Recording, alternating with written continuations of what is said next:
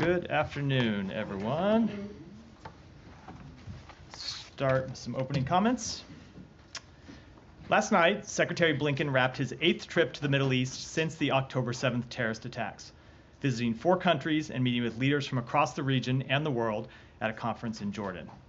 During the trip, the Secretary continued to push for a ceasefire agreement that would secure the release of all hostages, surge humanitarian assistance to Gaza, and set the conditions for an end to the war. He announced an additional $404 million in humanitarian assistance to Gaza, bringing the total U.S. contribution since October 7th to more than $674 million, making the U.S. the largest contributor of humanitarian assistance to the Palestinian people in the world. He also continued conversations with countries in the region about the day after the conflict and how we can work together to establish effective governance, security, and reconstruction in Gaza. As the Secretary said at a news conference in Doha yesterday, that work is key to turning a ceasefire into an end to the conflict, turning the end of the conflict into enduring peace, and using that peace as a foundation for a more stable, prosperous region. The Secretary then traveled to Italy last night, where he is joining President Biden to continue to work on issues related to the conflict in Gaza, as well as other challenges facing the world. He will be there through the end of the week. And with that, go to questions. No AP, so start with. And I'll just note at the top, I may have to wrap slightly shorter than usual today, so I'm not out here when the president begins speaking in Italy. So okay, yeah. Go ahead. Thanks for that, Matt. Welcome back. Yeah. I'd like to ask first on Evan Gershkovich and he's being charged with espionage, including working for the CIA and going now on trial. Is there any? What is your reaction? Is there any credibility to the charges in your understanding? How do you see it playing out? No, there's absolutely zero credibility to those charges. We have been clear from the start that Evan has done nothing wrong. He should never have been arrested in the first place. Journalism is not a crime. The charges against him are false, and the Russian government knows that they are false. He should be released immediately. And I can tell you that on behalf of the United States government, we will continue to work to bring home Evan Gershkovich and Paul Whelan every day. It's something that we are constantly working on and constantly pursuing.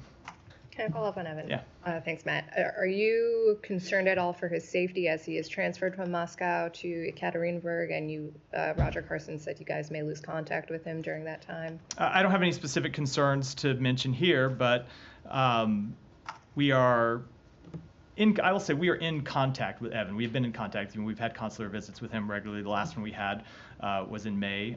We will continue to seek consular access to him. It's something that we have demanded from the Russian government and continue to push for. And part of the reason we do that is so we can regularly check on his safety and his well-being, and that's what we'll continue to do. And do you see this as any sign, either positive or negative, for negotiations to secure his release? In the past, we have seen these negotiations sort of stall until there has been a trial. So how do you read that? I just don't want to kind of speculate one way or the other about what the impact of these could be.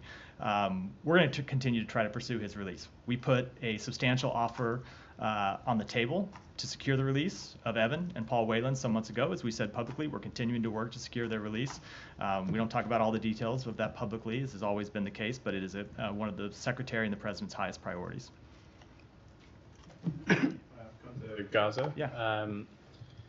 So the Secretary, during his trip, talked about in coming weeks, the U.S. will put forward proposals for the day after the conflict in Gaza. So just to try to, I know obviously it's not coming weeks just yet, but to understand what that will be, what that might look like.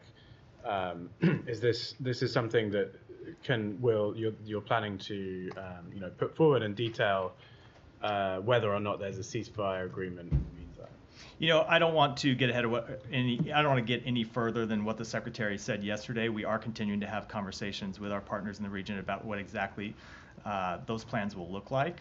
We had those on this trip. As you know, it's something we've been working on really in earnest since January, a number of complicated issues to work through.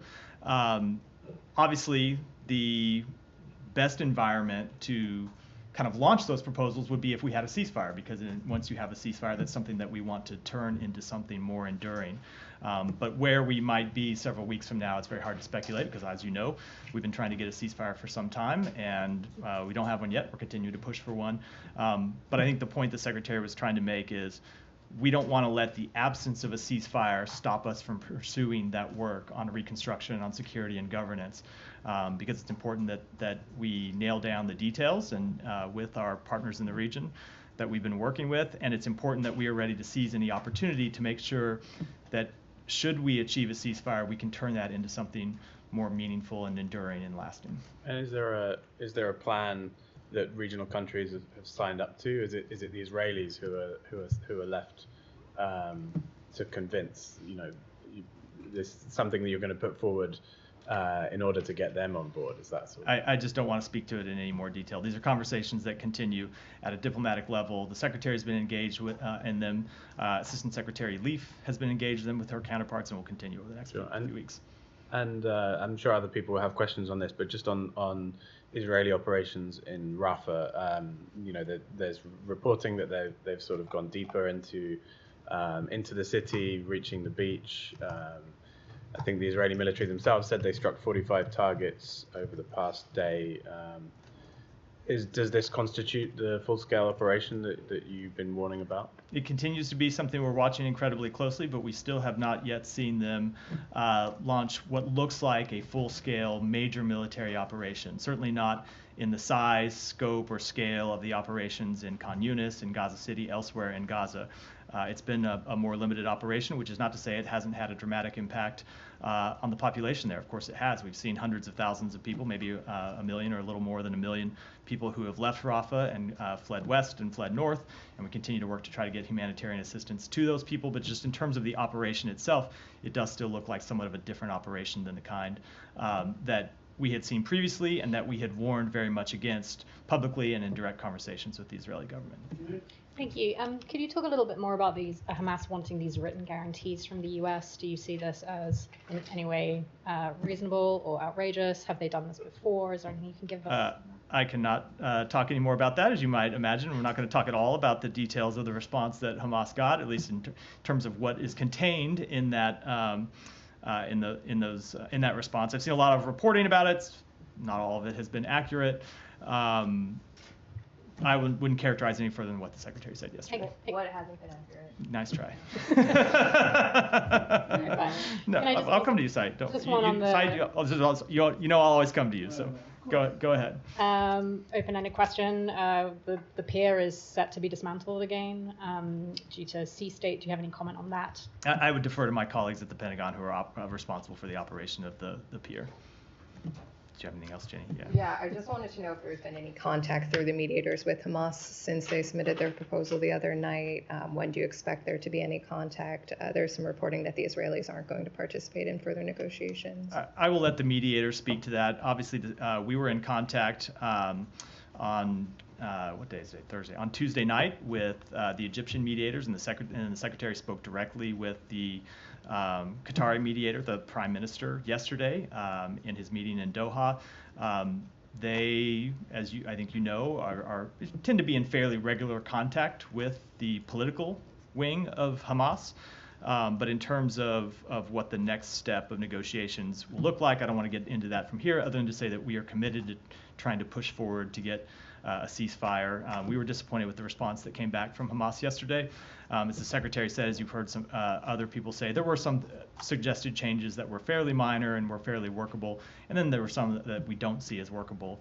But that said, we're committed to trying to push forward and get a ceasefire because we continue to believe it is in the interests of all involved parties. You were disappointed, but were you surprised that they came back with these changes? I mean, given that Netanyahu didn't ever publicly commit to this, I know the U.S. says that Israel has been on board, but I personally doubt that comments or lack of comments from the Israeli government had anything to do with the substance of the Hamas response. I think the substance of I'm not going to characterize why they might have submitted the response that they did. So we were disappointed both that it took so long to get a response and that the response had a number of changes that could drag the negotiations out further. As you heard the Secretary say yesterday, getting a ceasefire is urgent. There are people that are suffering every day. There are Palestinians who are dying every day as a result of this conflict. There are hostages that continue to be held. You see the conflict in the north of Israel continue to reach concerning levels, and we want to tackle all of those issues, and the best way to do that is through a ceasefire, and that's why we'll continue to pursue it. We want it to happen without delay. Saeed. Thank you. Matt, welcome back. Thank we you. missed you. So a couple of questions that follow up on Simon and Kamala. First of all, on the talks itself, you said that the Hamas's response was late in coming, but the resolution at the Security Council was on Monday. The response was on Tuesday, almost like 24 hours and so on. I don't think the clock started with the UN Security Council resolution. It started with the proposal being delivered to them, which was 12 days before their response. On the issue of the response, now we're a bit confused because the National Security Advisor, Mr. Sullivan, said actually they were minor. Most of in fact, all the suggestions by Hamas or the amendments were quite workable, quite doable. Now we heard something different. That is not what he said, but go ahead. Okay. He said a number of them were minor, some were problematic. Well, that's my question actually. But the secretary said that there are some workable and some are not workable. Can you share with us some of these things that are not workable, for instance? No, I cannot. I'm not going to get into the details of that from here. I think it's appropriate to conduct a public negotiation. But as the secretary said, there are a number of things that Hamas suggested in this response that go further than they had agreed to in previous iterations. As you know, there have been proposals that go back and forth, and as the secretary said, usually in a negotiation, if a party agrees to something in one stage of the negotiation, they don't then make a more or a less reasonable demand later on in the process. So all that said, we'll continue to push to try to get a resolution because we think it's in the interest of all the Palestinian people and the Israeli people. So as far as I know, there's been no official Israeli response, but you guys keep saying that Israel agreed to this, yet we have not heard from the Prime Minister, we have not heard from any senior official saying, yeah, we accept or reject, for whatever. There's been no response. So there are reports, Israeli media reports, that say that the Prime Minister did not even share the document with many of his ministers, and that's, like Ben Gvir or Smotrich and so on. Do you have any comment on that? If the Israelis have not responded, why are they taking so long to respond to something that initially was their proposal?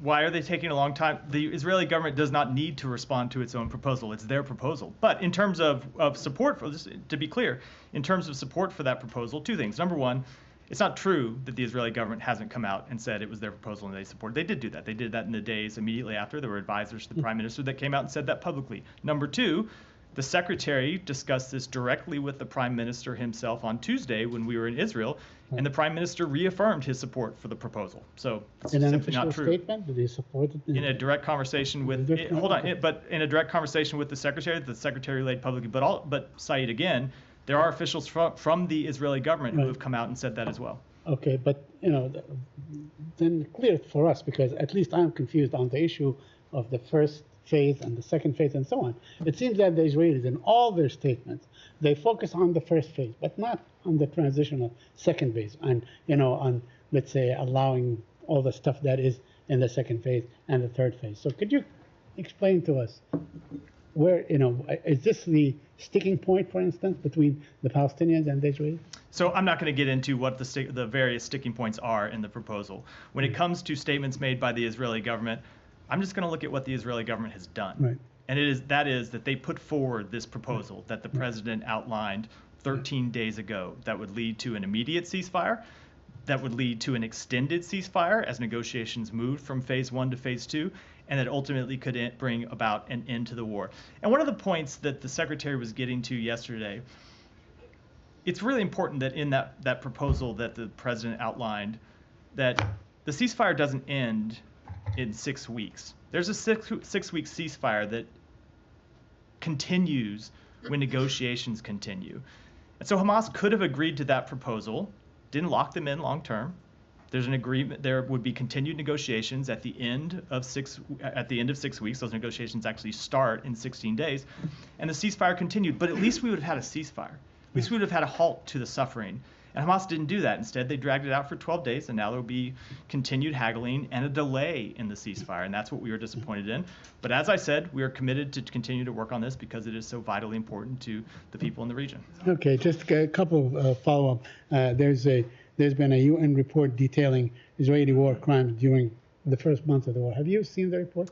We saw that the report was released today, and we're reviewing it now. Okay, so you don't have any comment on that? Other than that, we are looking at it. And lastly, on last Saturday's raid, now there's been more than 276 Palestinians were killed, in Jabalia. So, and I know that the U.S. government, the Western government, congratulated Israel on releasing, freeing 4 hostages, but then we had 276 Palestinian civilians, mainly civilians, and 600 others wounded. How do you respond to this kind of enormous death toll? So the secretary actually spoke to this the last couple of days while he was in the region, and I'll just echo what he said, which is our condolences go out to any innocent civilian that was killed or injured in this operation. We don't want to see any civilian die in this operation. That's one of the reasons why we're pushing for a ceasefire, is to stop the suffering that is happening every day in Gaza. If you look at the circumstances of this raid, there are a couple things that are clear. Number one, Israel has a right, as any country does, to try and rescue hostages that were taken. Hostages never should have been taken in the first place. They shouldn't have been held for more than 8 months. They should have been released a long time ago. They should be released today. But any country would have the right to try and rescue hostages that are being held by a terrorist organization. That's the first thing. The second thing that's clear is that in the course of executing that raid, there was an intense firefight between Israel and Hamas. And I think that's important to note, that it wasn't just Israeli soldiers firing as they executed that raid. It was Hamas firing at them, and of course there was a crossfire. What apparently, by all accounts, was a very intense firefight between Israel and Hamas. And as a result of that very intense firefight, seems like more than 200 people died, and that is an immense human tragedy. But that is why we are working so hard to get a ceasefire, to stop that kind of human tragedy, both for Palestinian people and for the hostages that continue to be held, and for the families of hostages who continue to worry about the safety of their loved ones. And it's why we're going to continue to try and push and get that ceasefire as soon as possible. So you think that Israel adhered to the laws of war in this particular incident? I cannot give you an assessment of that, but not having looked at all of the details and knowing all of the facts on the ground. As I said, they have a right to rescue hostages. We want to see them comply with the laws of war. In this case, there was a very intense firefight. They took fire from Hamas on their way after retrieving one of the sets of hostages, and that led to this really horrific human tragedy. Thank you. Go ahead. Go ahead. Michelle, go ahead next, and then we'll come. I have one on Gaza and a couple more on Lebanon. First, did the secretary ask Qatar to close Hamas office in Doha and expel its leaders from Doha to put more pressure on Hamas? I'm just not going to speak to private diplomatic conversations. But is it a step that you are considering? Again, I'm not going to speak to private diplomatic conversations at all. I will say that Qatar has been an extraordinary partner in this regard. The Prime Minister Al-Thani, has worked tirelessly to try to secure a ceasefire and secure the release of hostages. The United States is incredibly grateful for the work that they have done and the work that they continue to do to get all the hostages home and to secure a ceasefire that would benefit the Palestinian people and the people of Israel. President Biden and Secretary Blinken were expecting a ceasefire to calm the front between Hezbollah and Israel. Since Hamas didn't agree on the U.S. proposal, what are your expectations now? So we're going to continue to work to try to advance calm in the north of Israel and achieve a diplomatic resolution that would allow the tens of thousands of Israelis who've been displaced from their homes and the tens of thousands of Lebanese who've been displaced from their homes to return home. We continue to believe that a diplomatic resolution is the best way to, that a ceasefire in Gaza is the best way to achieve that diplomatic resolution. You heard the Secretary say that while he was in the region. It's one of the reasons why we are pursuing it so aggressively. And this is something that we discussed in every meeting the Secretary had while he was in with partners in the region. And what is this diplomatic resolution and who's working on it? And we don't see any activities. There has been. So I would tell you that I just said the Secretary discussed it in every one of his meetings with partners in the region. There's a lot of intense diplomacy going on. Now, we don't often find it productive to have those conversations in public, but there are a number of very intense diplomatic engagements both in this building and at the White House to try to try to achieve a diplomatic resolution. There's been some reporting about the details. I'm not going to speak to them here, but I think some of the potential ways you would solve this are well known. But it remains the case that it is very difficult to achieve that diplomatic resolution while there is ongoing conflict in Gaza. And we've seen Hezbollah continue to take really aggressive strikes across the border. You saw fires break out in northern Israel yesterday, as we saw last week as a result of strikes that Hezbollah took. It remains an extremely concerning situation that we're trying to resolve. But again, a ceasefire in Gaza would be the best way, in our assessment, to advance a meaningful resolution in the north of Israel, along that border. The Lebanese army leader is in town. Did anyone from the department see him? Let me take that back and get back with you. Thank you. Janie, go ahead. No, Thank you, Matt. I have a couple of questions. First question, what do you think of the incident in which American professors, were stabbed by a Chinese man in China? Has the State Department diplomatically conveyed its complaint to China? So the Department of State and our embassies and consulates abroad have no higher priority than the safety and security of U.S. citizens overseas. We are aware of the stabbing of 3 U.S. citizens and 2 other individuals in Jilin City in China on June 10th. We are providing all appropriate consular assistance. The U.S. Consulate General, Shenyang's Consul General, visited the U.S. citizen victims on June 12th, and consular officers also visited on June 11th. We are in touch with local authorities and are closely monitoring the situation. On North Korea continues to send dangerous trash balloons to South Korea, and the North Korean army invaded the military demarcation line. It is known that this act was under direction of North Korea's biological and chemical units. As you know, the 28,000 U.S. troops stationed in South Korea. Do you assess this as a justifiable response to South Korea's resumption of loudspeakers broadcast against North Korea at the military demarcation line? No, we continue to call on North Korea to halt these activities, and we'll just reaffirm that our commitment to our South Korean allies is ironclad. Yeah, go ahead. Gita, then I'll come. Yeah, go ahead, then I'll come to you, Gita. Since we left the region, I'm allowing myself to go in another region altogether.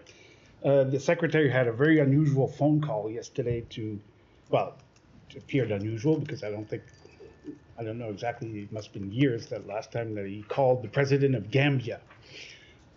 Is it safe to assume that in that call, and maybe that was the reason for the call, he spoke to this controversial law that could possibly be voted on in June in Gambia regarding reversing a ban on female genital mutilations? So I don't have any details to outline about that call other than what we issued in the public readout last night, but we have made quite clear that those practices are horrific.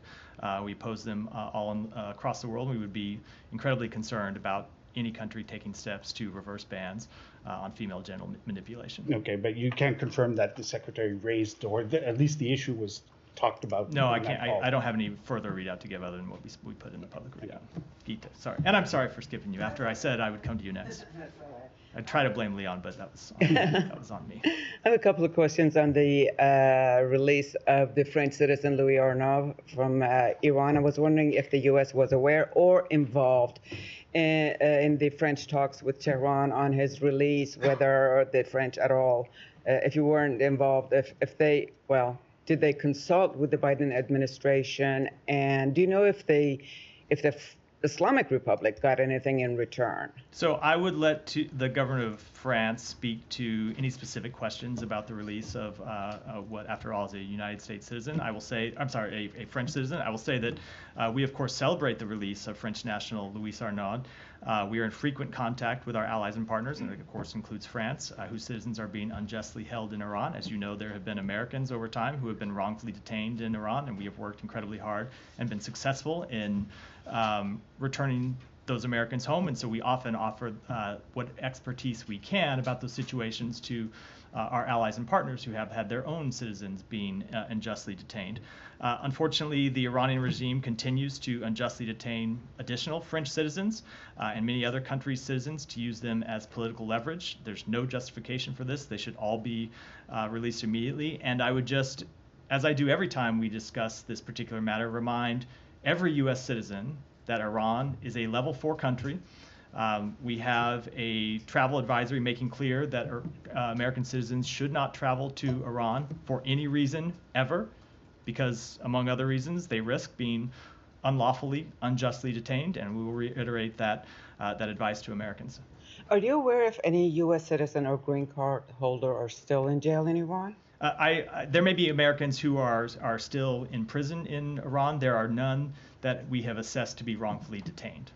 All right, and one last question. Now, given the situation in Gaza Strip, the war going on, uptick in Hezbollah's attacks on Israel, and the early elections that Iran is to hold soon, do you think the release of the French citizen could be maybe an attempt by Tehran to show a better picture of itself with all of these going on? I don't want to speak to what their motivations are, but if they wanted to show a better picture of themselves, they should stop detaining people unlawfully and unjustly in the first place. And they should stop their support for terrorism. They should stop their pursuit of a nuclear weapons program. They should stop all of the destabilizing actions they take across the board. That would present a better picture of the Iranian government, more so than releasing citizens that they never should have taken in the first place. Thank you. Can I ask a question on immigration when I get a chance? You can go now. Okay, the House report is saying that the president was, first, of course, I want to say shout out to Elizabeth, who was among us here. She's an old pal. Welcome, Elizabeth. Always glad to have you in the briefing room. Yeah, I wanted to ask. If you want to come up and sub in, you're welcome to. She was behind that podium a number of times. I know, so, she was quite eloquent. All right. So, the briefing room misses such eloquence. And the House report says that the president basically, buckled to political pressure, political climate pressure, in taking the executive order on the border. Is that the feeling? Is the United States by allowing 2,500 people, only 2,500 people? I'm just gonna stop you here. That no, I do not agree with that characterization. But I'm not going to speak to any further detail because those are matters that are beyond the remit here at the State Department. They relate to matters under the jurisdiction, of course, of the White House, the Department of Homeland Security, and other agencies. And I would defer. But there's been I just defer to them for comment. Go ahead. Thank you. Two brief questions, if you'd indulge me. The first on. Israeli Finance Minister Bezalel Smotrich has announced that he is transferring $35 million in tax revenue that Israel collected on behalf of the PA to Israeli victims of terrorism. Last week, you said these funds were Palestinian and should be released to the PA. Yeah. Do you have any reaction to Mr. Smotrich's action? Is it appropriate? They are not appropriate. We have made quite clear to the government of Israel that these funds belong to the Palestinian people. They should be transferred to the Palestinian Authority immediately. They should not have been held. They should not be delayed. And in saying this, we make this case, first of all, because, as I said, the money belongs to the Palestinian people. It's important that the Palestinian people have the ability to access their funds, to fund their government, to pursue other activities as they deem fit. But also, the case that we have made to Israel is that this kind of decision is extraordinarily self-defeating. It doesn't just hurt the Palestinian people, it hurts Israel's interests as well. The Palestinian Authority has worked incredibly hard to maintain calm, to maintain stability in the West Bank over the years, especially since October 7th. And this kind of action by the Israeli government risks destabilizing the West Bank and further harming Israel's own security. And we think it's an extraordinarily wrong-headed decision by that minister. And then in the occupied West Bank, Israeli forces have been carrying out a raid on the Janine refugee camp for over 12 hours today, bulldozing buildings and roads and preventing civilians from entering or leaving the city's government hospital. That was confirmed by the city's governor to Anadolu. Does the administration have concerns about the raid? Should civilians be allowed unimpeded access to the government hospital? So I don't want to speak to the details of that raid only because it's ongoing. We're only now gathering facts about it. I should say we're still gathering facts about it. I will just say, as we've always said, as a general principle, Israel, of course, has the right to carry out legitimate counterterrorism activities, but they need to do so in a way that is consistent with international humanitarian law. They need to do so in a way that minimizes any harm to civilians, and that's what we expect of them whenever they carry out these types of operations. Thanks, Matt. Yeah. Thank you, Matt. The last briefing, I asked you a question about some individuals within the PMF and also the Iraqi militia groups who were engaging in destabilized and violent activities. And you voiced concern that the Washington is concerned that there are some individuals within the PMF are not responsive to the Iraqi commander-in-chief. And later, the Iraqi foreign ministry pushed a statement and said the U.S. State Department spokesperson Matthew Miller information is not accurate. Now, do you have anything to say? I don't have any further response beyond what I said last week. Well, what was the information accurate? No, I don't have any. No, your information. It's accurate, correct. And then, well, what's your take when the Iraqi foreign minister says that those individuals that you think that they are not responsive to the Iraqi commander-in-chief, and they say that they are responsive to the Iraqi commander-in-chief and they are engaging in the violent activities? I just don't have any further comment on this than what I said last week. So, go ahead. Thank you. A new report released yesterday by Human Rights Watch talked about the white phosphorus attacks in Lebanon, and they said that in their investigation, Human Rights Watch verified the use of white phosphorus munition by Israeli military at least on 17 municipalities across South Lebanon since October 7th. Have you seen these reports, and do you have any comment on that? I've seen the report. We are reviewing it. I don't have a specific comment. As I said last week, and as we've said for some time, there are appropriate military uses for white phosphorus. They can be used for screening and other activities. But as with any military tactic, any military technique, they need to be used in full compliance with humanitarian law. They cannot be used to target civilian populations. Okay, and one more. According to Palestinian Authority numbers, in 8 months, Israel has killed one or both parents of at least 17,000 children in Gaza. You always talk about the day after the conflict ends. How can this work in favor of peace in the future between both Palestinians and Israelis with all these killings and traumas and wounds? Those deaths are a tragedy. Every civilian death is a tragedy, and of course the death of children is especially horrific. And I would commend everyone who wants to see how we approach this issue to look at the Secretary's comments in Doha yesterday at a press conference where he talked about the impact of this war on children and the impact of this war on families and the effect that dehumanization has. And when you see people on either side of the conflict stop seeing people on the other side as human beings and what that can lead to, and why it is so incumbent upon us to break that cycle of violence and to get a ceasefire and turn that ceasefire into something more enduring. No doubt it will be hard to repair those emotional bonds after such horrific suffering. But it's why the work is more urgent than ever to see that the cycle of violence that has existed between the Israeli and Palestinian people for decades is broken, and that we get enduring peace and stability. I mean, is there a strategy for the future? How can they coexist and live in peace if there's all this killing? There are like 17,000 who lost either one of their parents or they don't have limbs. So how they can coexist after in the future? So the way to answer that is that the Israeli people aren't going anywhere and the Palestinian people aren't going anywhere. They're going to both be there. And so they can either continue to live in a cycle of violence or they can live in peace.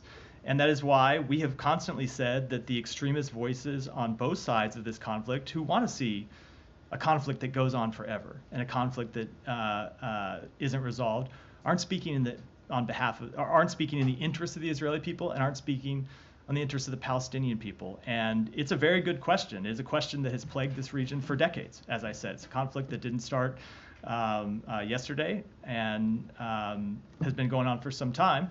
But it's why we're working so hard to take the ceasefire that has been proposed and make it meaningful and try to finally break this cycle and get enduring peace so we don't have this continued conflict that goes on for 4, 5, 6 more decades. Leon, did you? No. I thought somebody in the front row raised their hand. Sorry. On Syria, I wanted to follow up on some of my colleagues reporting they were just in some of the detention camps in northeastern Syria where ISIS fighters and their families are being held. And I wanted to specifically ask about Hoda Muthana and her son. She said she's concerned for his future, given that he is 7, approaching the age where they separate boys from their families. Why not repatriate this 7-year-old boy to the United States? Let me take that back. I don't have a specific answer. I've been traveling, as you know. I got back mid-morning today. Let me take it back to get you a specific answer. As you know, we have repatriated a number of American citizens. Continues to be a priority to repatriate American citizens and encourage other foreign governments to repatriate their citizens. I don't have anything I can say about that specific case. He is the grandson of an American. As I said, I don't have any specific response today. Go ahead, Jalil. Thank you very much, Matt. There is a cricket World Cup is being played in America for the first time, and Pakistani team lost to the U.S. I saw that. It's just like the U.S. team, basketball team losing to Pakistan. Any correlation you see between the two? I don't think that's happened, Jalil. Do you think that's normal? Because the Pakistani team got trained by military. The chairman is a former CNN employee who is the interior minister as well.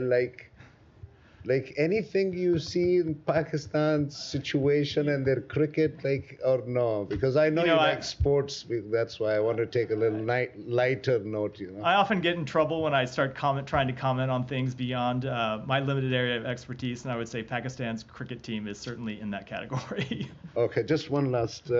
On India, last week I commented, and Narendra Modi has won 340 seats. And I've been saying this since Mr. Kirby was here standing, and I used to tell him that Narendra Modi is trying to turn India into a Hindu state where other religions are not feeling secure. Out of 340 seats as a prime minister of a country for the first time, there's not a single Muslim. I'm just not going to... Do you not see India becoming... I'm just not going to comment on the Indian elections other than what we have said before, which is the electoral matters are matters for the Indian people to decide. We celebrate the election that happened in India. It was the largest exercise of the electoral franchise in any country, any time in history, but for specific results of that election, it's just not something we comment on. Go ahead. Thank you, Matt. So on China, China's the leading supplier of Russia's weapon supply and vital supplier of its economy. The Biden administration just announced new sanctions on Chinese companies that are supplying materials to make weapons. So what's the impact of these sanctions? What do you hope these sanctions could do? And then is the Biden administration considering further action on this? We are considering further actions. Our hope is that companies engaged in rearming Russia's defense industrial base and bolstering Russia's defense industrial base so it can rearm the Russian military, that other companies will see these actions and think twice. We have made clear our concerns to the Chinese government about the actions that Chinese companies have taken to help restock the Russian defense industrial base, and have made clear that those actions are unacceptable. And countries in Europe have made clear the same thing. And you saw the action taken by the G7 yesterday, including actions that the United States took, and we will not hesitate to take further actions as appropriate. Thank you. Iran's reaction to the IAEA's censured resolution last week. You probably have seen the reports on how Iran is retaliating and how it's reacting to the resolution. And diplomats are saying that these actions are at the lower end of expectations and the escalation is not as big as many feared. Before there were reports, I know that U.S. Categorically denied it all, that U.S. is fearing that Islamic Republic is going to react worse if you pass any resolution. So now we have a better idea of what Iran is doing, how they are retaliating. So what is your assessment of these reactions? And do you think that there is a reason why Islamic Republic is keeping this escalation very limited? So I would just say that the actions contained in, or the actions that are outlined in the Board of Governors or in the report that was released only further undermine Iran's claims that its nuclear program is exclusively peaceful.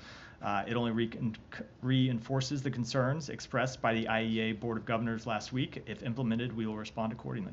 Okay, and one more about a few days ago, Jake Sullivan made a statement. He said that the President Biden is ready to confront any Iranian aggression and is trying to choke off its support to Hamas. Can you describe these efforts, what you're doing to choke off Iranians' support of Hamas? Do you have any tangible success in that regard? So you have seen a number of actions taken by the U.S. government, both by, at the State Department and at the Treasury Department, to try and restrict Hamas's access to funds and try to restrict those who transfer money to Hamas and who help Hamas obtain funding for its terrorism over the past, certainly since October 7th, but even before October 7th, we've imposed a number of sanctions in that regard.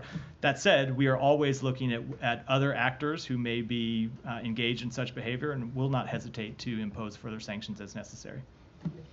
Go ahead, Prem.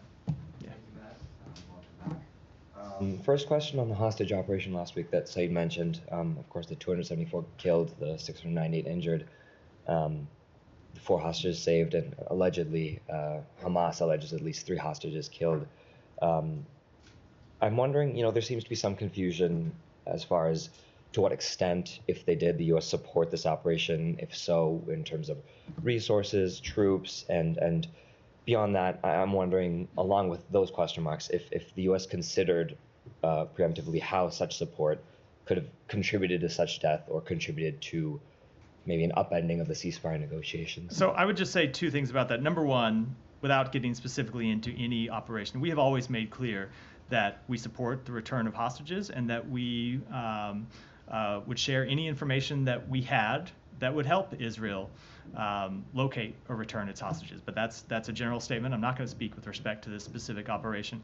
But again, as I said about this operation, it is important to remember that there was a firefight between Israel and Hamas. And so when you assess the horrific civilian tragedy, that's an important fact that I know a lot of people that talk about this often leave out, that it wasn't just Israel going in shooting, that they were being shot at by Hamas fighters who, again, were holding hostages in a residential apartment building. And so when you look at the horrific death, and there are fair questions to ask about it, you also have to ask, why were hostages being held in a residential apartment building that made that apartment building a target in the first place? They shouldn't have been. Should have never been held there. Shouldn't have been taken. Once they were taken, shouldn't have been released. They certainly shouldn't have been held in a residential apartment building in such a crowded area. And so to clarify, you won't necessarily comment on the question of American troops or specific resources for this operation? No. Okay.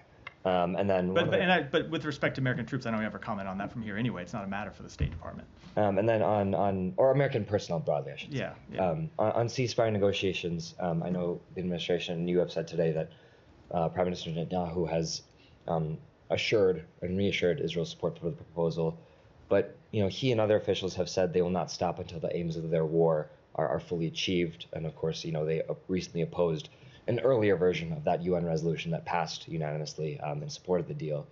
And beyond that, there's sort of this main contention point of whether this deal assures a permanent ceasefire.